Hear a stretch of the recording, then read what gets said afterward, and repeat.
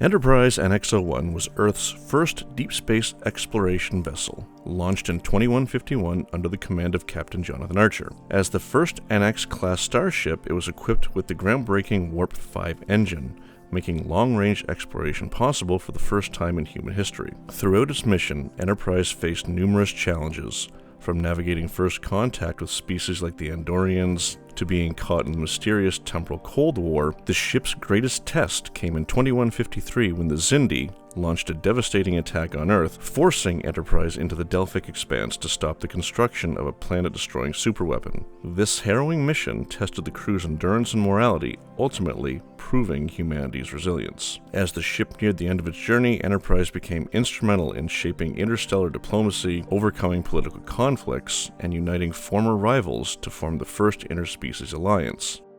What's up, Plastic Addicts? Welcome to Jason's Space Dock, your source for sci-fi model masterpieces. I came across a deal on Facebook Marketplace, a Bandai 850 scale NX-01, and it was a pretty quick build because I'd opted to do it right out of the box, blemishes and all. Bandai kits are well known for their ease of assembly and solid fit. That said, there are areas that are a bit problematic, lots of light leaks, not great panel fit. And I could have spent time refining that, but I wanted a nice, quick, fun build. It came together in an evening, and it looks great on a shelf.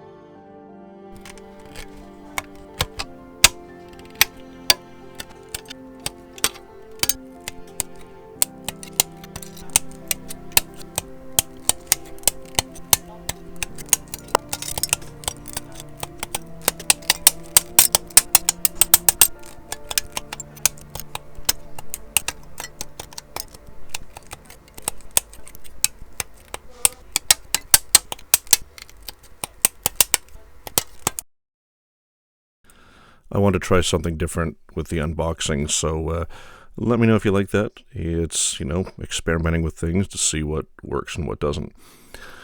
Now, as far as this build, the commentary is going to be slightly different because this video just follows the instructions one step after the other. And there's not much to say about it because it's all goes together for the most part reasonably well. The wires are a bit problematic, not here in the nacelle. They tuck away just fine where they're supposed to go. But once you get into assembly and running them becomes a bit of a problem because the channel they go in, it's a little, it's wide at the top and tight fit at the bottom, so you really have to press them in. I end up using the tweezers very carefully, so not to break the insulation, to press them in. And then, assemble the other half of the engine, and then there's the forward part, the Bussard holder, and the rear cap goes in, and then, of course, the Bussard collector itself. All these need a little bit of filing once you cut them off the sprue, but that's to be expected with Bandai, with just the way they're made. Now, this is just a quick review of the assembly.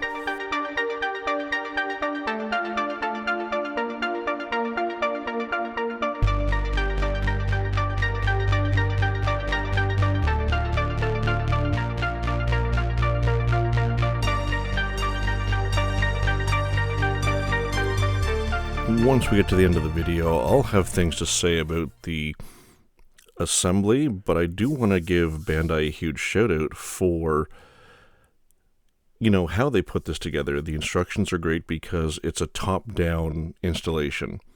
Start with the upper hull, engines, get to the middle, and then everything underneath, and then all the supplemental stuff. So the work required to plan that was, I would imagine, challenging. Because this 2003, I mean, they would have been using computer-aided design, I imagine, but not to the extent they use today, or having 3D printing to proof your pieces before you do it. Jumping back into what you're seeing on screen right now is the stand assembly, and this was interesting. I wasn't expecting it. You know, the stand is a model in itself, and you have the points and contacts for the battery that you have to put in. You had to put them in for the switches in the upright part that goes between the stand base and the Enterprise. This piece right here, and there's a little plastic switch in there. And then here, back to the assembly, as I said, it's top down. So this is all the saucer rim pieces, both left and right, front and back, and they pop in reasonably well. This piece is your main lighting piece. I actually put it upside down the first time, but once I figured out what I was doing wrong, it was fine. There's 4 contacts to connect the engines to the main lighting harness in here.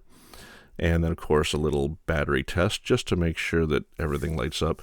And it actually didn't the first time. I had to reverse my leads. But that's the basic lighting structure, and I see what they were trying to do, but it's overall ineffective. Like, it's very weak. Like, the engines you can see right there are lit up mostly at the front, not the back. Most of the windows you can barely see. These clear pieces that went in are for the marker lights, and now, of course, the deflector. Multi-piece. I always like the deflector on the NX-01. I don't know, just something with the shapes that just appeals to me. And of course, lower sensor dome, the rear cargo area, lower hull. We'll get that guy snapped in there and make sure everything is as tight as possible. So most of these fits are great. It's only when you get to kind of the underside of the nacelle booms, these pieces here, they didn't fit great. Impulse engines, pretty decent. You know, pop the clear lenses in, pop them on the hull, and you're good to go. And here's the complete Enterprise. Mount the stand. There is a insert that goes where the shuttle bay goes, and that is basically assembling the 850 scale Bandai Enterprise. So there's not much to say about the build. It is precisely what I expected. Now, I remember seeing this in hobby shops, well, one hobby shop, all the way back in 2003. And the price point and even visual quality on the box kept me from buying it. The lighting didn't look good, which in 2003 is kind of to be expected, although given the price point, it feels unacceptable. But even in the box art, you could see poor fit, and my thinking was, it's going to take a lot of work to get this looking A1, so I never purchased it. Now, I will say this, though. This detailing is fantastic. The painting or the applique or whatever they did to detail the ship is really, really wonderful. And that's why it really does look good on a shelf. If you don't get too close to it, it looks fantastic. It's only on close-up, like really close, you can start seeing a lot of the defects. And so yeah, if you see one that's a good deal, I'd say pick it up. Make a great collector's item. Well, I hope you enjoyed this quick build of the Bandai 850 scale NX-01 Enterprise. When Bandai released these kits, they came with a pretty hefty price tag. Combined with some less than perfect fit issues, I think that limited their success, at least when it came to long-term sales. But in a box or built, it's still a unique collector's item. Personally, I'd like to see Bandai get another shot at the Star Trek license. Given the quality of their Star Wars models, I think they could really, really nail it. If you enjoyed today's video and want more sci-fi model building content, you can find me on most social media platforms at Jason Spacedock. And if you'd like to support this channel, I have set up channel memberships. There's a link below. Model building is all about the journey. Every kit presents its own challenges, but each one is an opportunity to expand your skills and create something truly one of a kind. So keep creating, enjoy the process, and I will see you next time.